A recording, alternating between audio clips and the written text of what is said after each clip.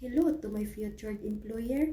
My name is Cheryl Brillo, 30 years old from Philippines.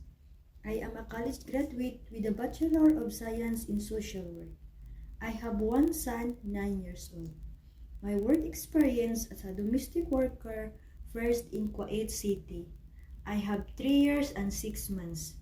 My household chores is like cleaning, washing clothes, ironing, and sometimes I'm cook food dessert.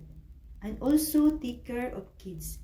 They have 5 kids but the two is older.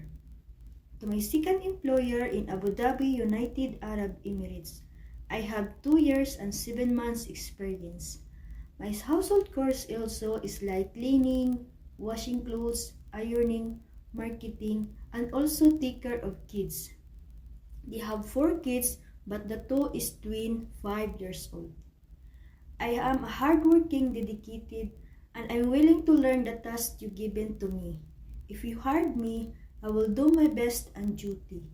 And I promise to you, I finish my contract and work with you as long as you need me. I hope you choose me as your helper.